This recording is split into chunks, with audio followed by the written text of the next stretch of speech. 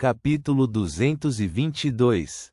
Ding dong. Uma corda estava sendo puxada, fazendo com que a campainha e o som que ela emitia tocassem constantemente e enviassem seu eco pela sala espaçosa, mas relativamente vazia. Klein, que estava sentado no sofá lendo um jornal para estudar as várias oportunidades de investimento, se levantou. Ele estava usando uma camisa branca e um colete preto sem gravata borboleta, exatamente como alguém se vestiria em casa. O primeiro trabalho na minha carreira de detetive? Mas nem sempre posso estar em casa, esperando a missão chegar. Preciso pendurar um aviso na porta, junto com uma caneta tinteiro, para que os clientes possam anotar o horário da sua próxima visita e permitir que eu me prepare com antecedência. No entanto, para um novo detetive ainda sem fama na profissão, fazer isso seria basicamente o mesmo que não ter uma próxima vez. Só posso me dar ao trabalho de realizar uma divinação pela manhã e ver se terei algum trabalho no dia. E em caso afirmativo, qual o horário, para poder me organizar e seguir com meus planos. Claro, também é possível que eu não consiga divinar missões de Beyonders poderosos. Bem, que assim seja, pode ser uma coisa boa afinal. Ele caminhou até a porta e, sem olhar pelo olho mágico, a imagem dos visitantes do lado de fora apareceu em sua mente. Um deles era uma velha senhora usando um chapéu preto de pelúcia. Suas costas eram levemente arqueadas e seu rosto bastante enrugado. Sua pele era enrugada e pálida, mas seu vestido escuro era bastante formal e limpo. Suas têmporas eram completamente brancas, mas seus olhos azuis eram bastante vivos.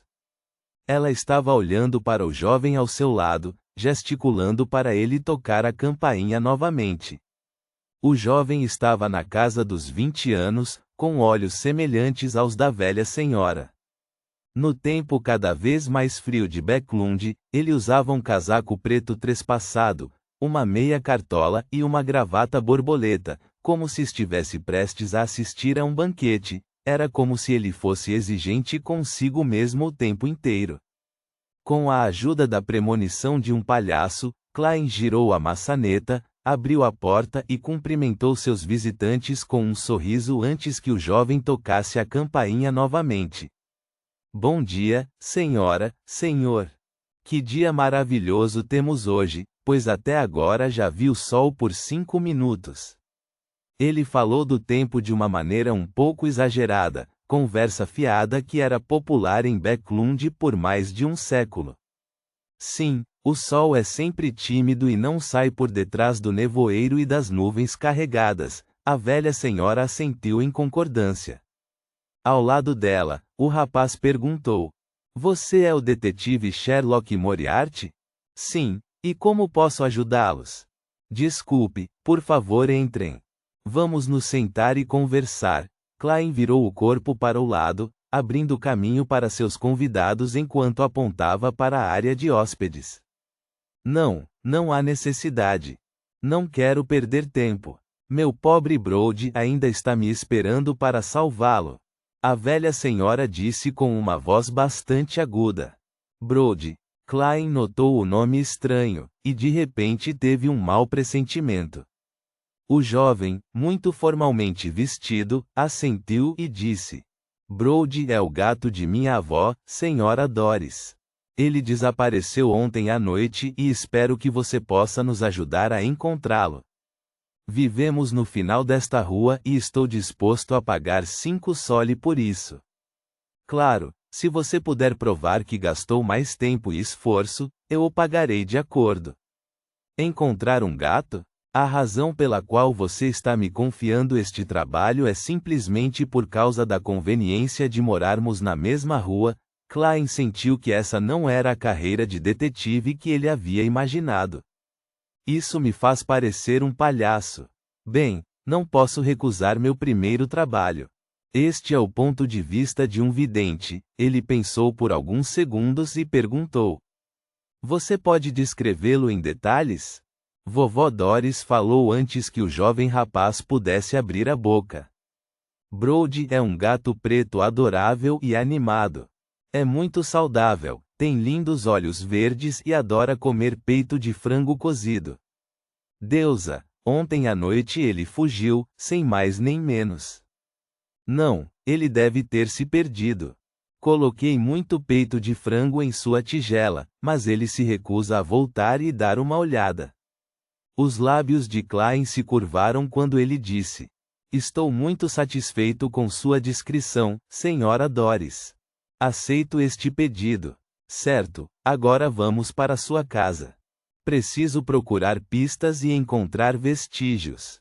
Devo deixar claro que a base do meu raciocínio está nos detalhes, a senhora Doris não consultou seu neto e disse, assentindo: Você é o detetive mais proativo que eu já vi.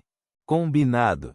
Klein vestiu seu casaco e chapéu, pegou sua bengala e seguiu a senhora Doris e seu neto até a rua. Ao contrário de Tingen, as estradas em muitas partes de Backlund haviam sido reconstruídas com cimento ou asfalto. Mesmo durante uma chuva forte, as estradas eram menos enlameadas. Enquanto a velha senhora liderava o caminho, seu neto chegou perto de Klein e disse em voz baixa: Espero que você faça o possível para encontrar Brody. Esse é um dos pilares da vida de minha avó desde que meu avô e meus pais faleceram. Depois que Brody desapareceu, minha avó começou a ficar tão mal que ela até começou a ouvir coisas.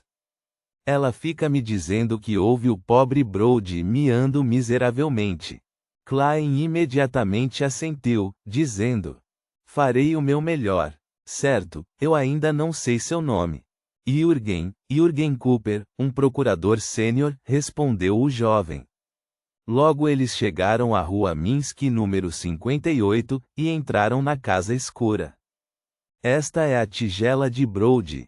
Esta é a sua caixa favorita, ele sempre dorme aqui. O rosto enrugado de Doris estava cheio de preocupação e expectativa. Klein se agachou e encontrou vários fios de pelo de gato preto na caixa, e então se endireitou e agarrou sua bengala de prata com a mão que segurava o pelo do gato. O olhar de Klein tornou-se intenso e ele fingiu observar o ambiente enquanto recitava silenciosamente uma sentença de divinação. Sua mão secretamente escorregou da ponta da bengala, mas não a largou por completo. Isso apenas dificultou para Jürgen ou Doris perceber que a bengala estava em pé por conta própria. Logo depois, a bengala preta incrustada de prata inclinou-se para o lado muito lentamente, com muito pouco movimento. Klein agarrou a bengala novamente, olhou naquela direção e observou por algum tempo. Então, ele caminhou até um armário velho. Algum sinal de Brody ter fugido? Jürgen perguntou com preocupação. A velha senhora Doris também estava esperando por uma resposta.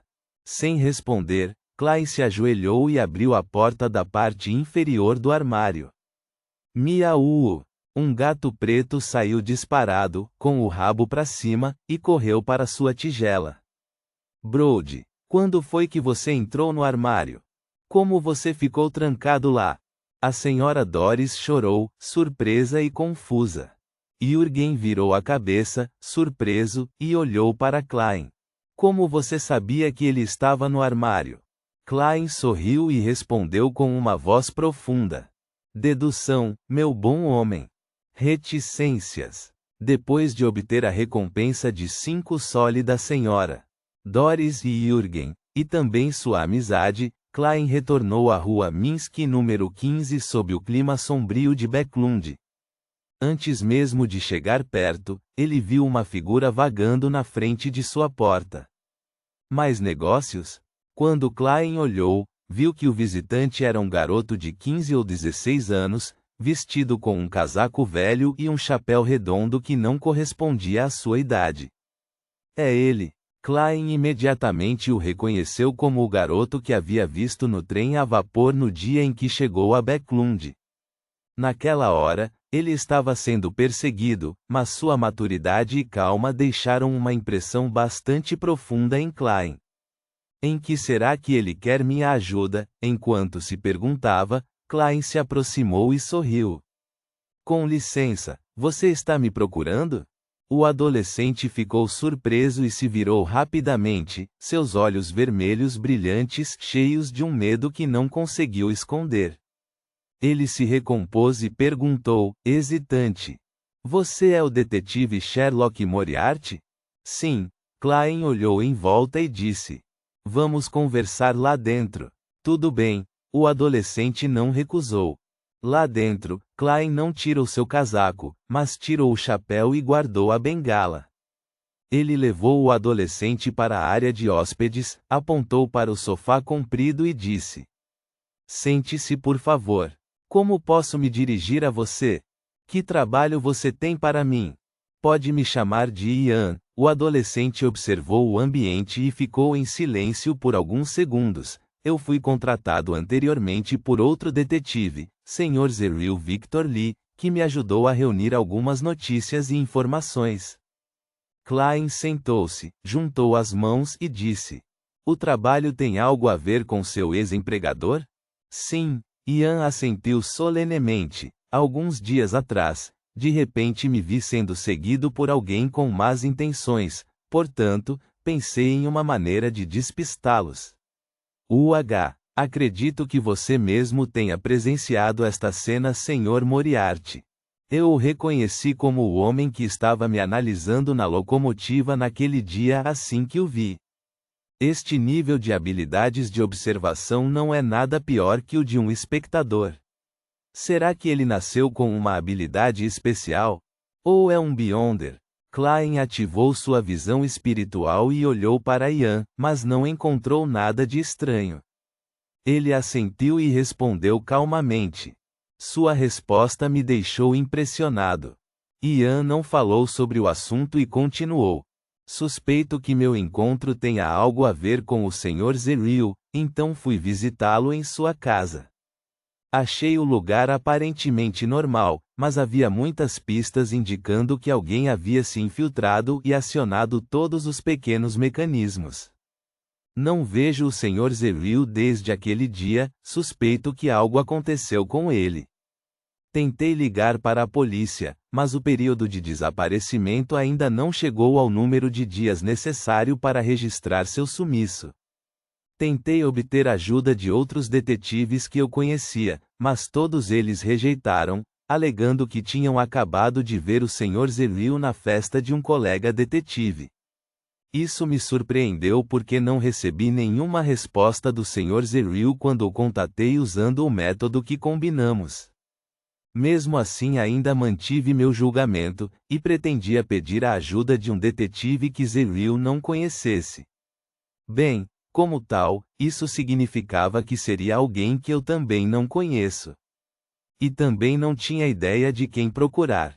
Portanto, pesquisei nos jornais e acabei encontrando você, Sr. Sherlock Moriarty. Ponto.